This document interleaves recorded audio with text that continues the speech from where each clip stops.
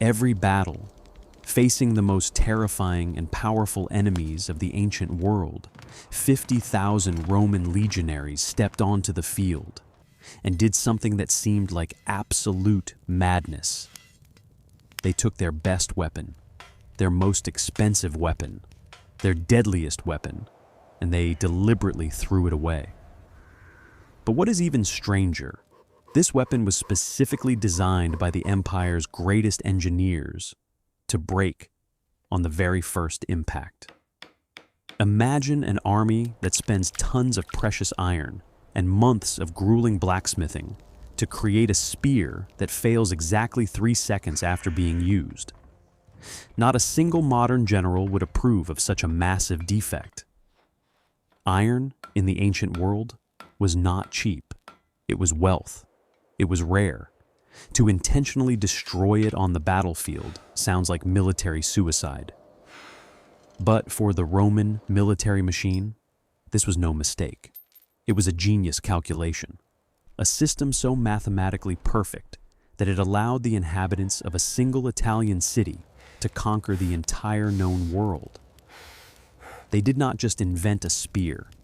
They invented a tactical virus, a virus that cracked any enemy's defense system from the inside out.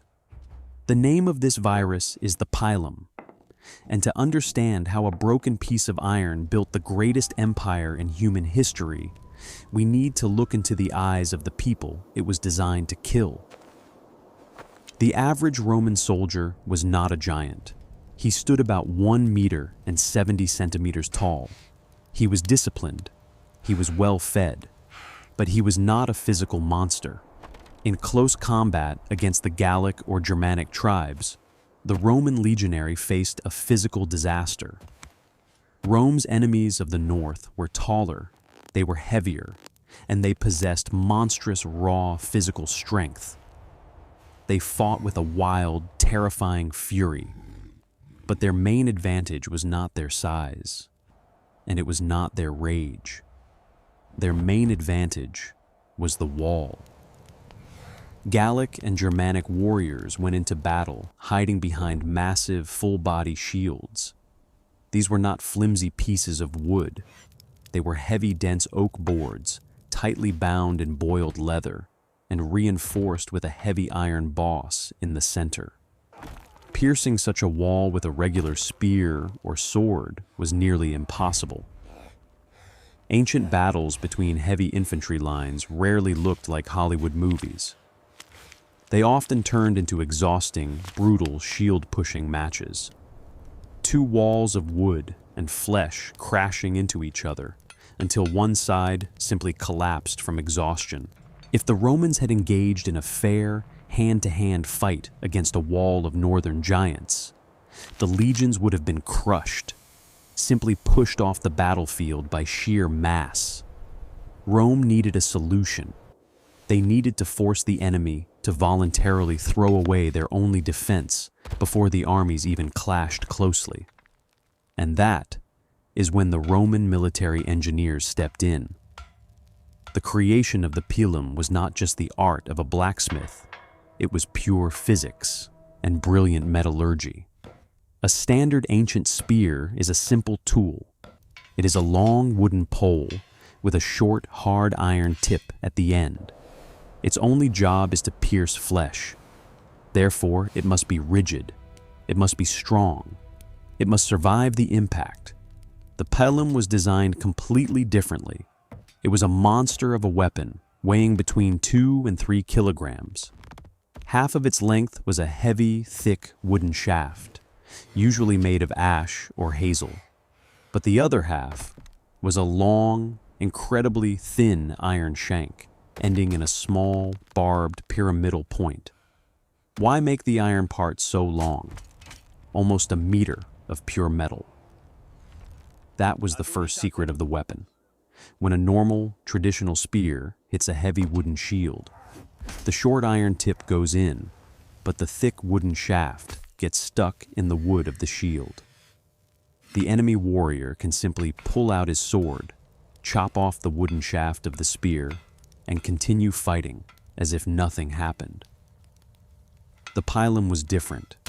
Thanks to its heavy weight and incredibly thin iron profile, it pierced the shield completely. The long iron shank went straight through the oak boards. It penetrated deep, leaving nothing on the outside but thin iron. If the barbarian tried to chop it with his sword, his blade would simply slide off the iron shank. There was no wood to cut. But Rome's blacksmiths went even further. They used a highly advanced metallurgical trick. They placed the weapon in the forge, and they tempered only the very tip of the pyramidal point. They heated the tip and cooled it rapidly, making it as hard as a diamond, able to pierce wood, leather, and even bronze armor. But the long iron shank itself, they left soft. Untempered iron. It was brittle. It was pliable. It was weak. By the standards of any other nation on Earth, this was a defective, poorly made weapon. By Rome's standards, it was a death sentence for the enemy. By the time of Gaius Marius and his famous military reforms in the late Republic, the engineers added one more crucial detail. Instead of using two solid iron rivets to connect the metal shank to the heavy wooden shaft, they began using one iron rivet and one wooden peg. A simple wooden peg that was absolutely guaranteed to shatter on heavy impact. Picture the battlefield. The Gallic horde begins its charge. The ground shakes under the feet of tens of thousands of screaming warriors. A wall of massive painted shields is bearing down on the Roman line. The Roman legion stands in absolute silence. No screaming, no breaking formation. Every single soldier holds a pilum in his right hand. They wait. The distance closes rapidly.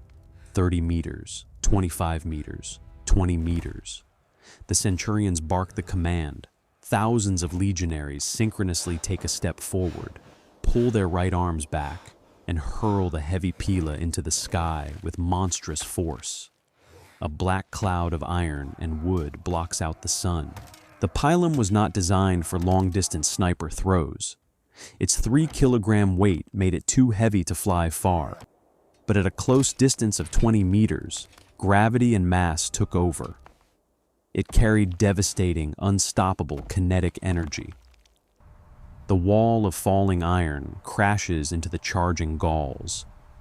The hardened pyramidal tip easily punches through the oak and leather of the barbarian shields. It goes deep, sometimes pinning the shield directly to the warrior's arm. And this is exactly where the Roman engineering flaw comes into play. The tip is stuck firmly inside the enemy shield, but the entire mass of the heavy wooden shaft continues moving forward and downward due to extreme inertia. The soft, untempered iron shank cannot withstand this sudden, violent physical stress. The wooden rivet connecting the pieces splinters into fragments. The long iron shank bends, sometimes at a sharp 90-degree angle. What happens to the barbarian warrior in this exact second?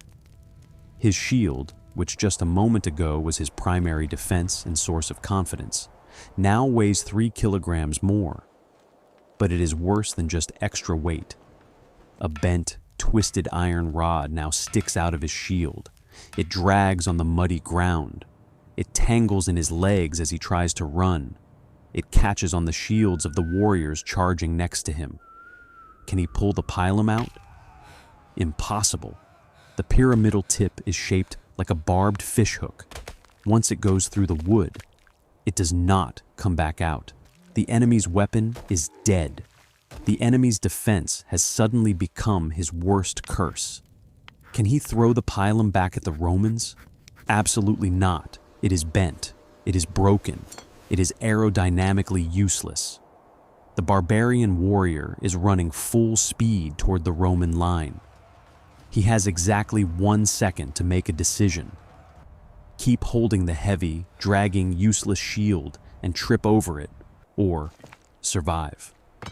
And he does the very thing this entire Roman system was designed for. He drops his shield to the ground. In a single, massive volley, the Roman army stripped the enemy of their primary tactical advantage. The giant warriors of the north were left completely exposed, naked, before the most disciplined heavy infantry in the ancient world. Deprived of their wooden walls, the barbarians rushed forward with their long, heavy, slashing swords. But to swing a long sword effectively, a man needs space. He needs room to wind up his strike. And the Roman legionaries did not give them space. Covered by their own large, curved, rectangular shields, the scutum, the Romans were already closing ranks, moving forward like an unstoppable machine. They stepped into the personal space of the exposed barbarians and delivered short, precise, upward-stabbing strikes. They used their short swords, the deadly gladius, striking from the safety behind their wall of shields. It was a slaughter born of engineering. The contrast with contemporary armies of other nations makes the Roman system's sophistication unmistakable. Medieval European armies on campaign, centuries later, typically fought with whatever weapons their blacksmiths could forge to be as strong as possible. Knights and foot soldiers wanted swords that never broke. They wanted spears with thick, unbreakable shafts. There was no standard weapon designed to fail. No systematic tactical plan to disarm the enemy using physics. If a medieval spear snapped in combat, it was a disaster for the soldier holding it. The consequences were predictable. Battles turned into massive, chaotic brawls, where brute strength usually won the day. The Roman military flipped this primitive logic upside down. They realized that strength could be defeated by applied intelligence. But Roman efficiency did not end when the screaming stopped. Every Roman victory was forged not only with blood and sweat on the front lines, but with cold calculation and logistics in the rear. After the battle was won and the enemy was broken, the legionaries did not just celebrate. They walked the bloody field, methodically gathering their bent, twisted darts from the dropped enemy shields. They collected the broken iron, and they brought it straight back to the camp. The Roman marching camp always had mobile forges. The blacksmiths would fire up the coals. They threw the bent pila into the fire. The soft iron heated up quickly. They placed it on the anvil and hammered it perfectly straight again. They inserted a fresh, cheap wooden peg into the joint. They sharpened the hardened tip. Within hours, the weapon that had conquered the battlefield was reborn. The pilum was ready to be thrown again, ready to break again in the next battle, saving the lives of thousands of Romans all over again. The Roman military machine did not look for a fair fight. It never wanted a fair fight. It looked for absolute efficiency. And the deep understanding that the intentional weakness of metal could become the ultimate strength of an army forever changed the course of human history. But a genius weapon that breaks on command is just a fraction of how the legions survived and conquered. Want to know why Roman military surgeons performed battlefield operations more successfully than European doctors 1,500 years later? Or how a single tired legion could build a fully fortified wooden city in the middle of a dark forest in just 4 hours? Subscribe to the channel, and we will dive deeper into the darkest, most brilliant secrets of the Roman Empire.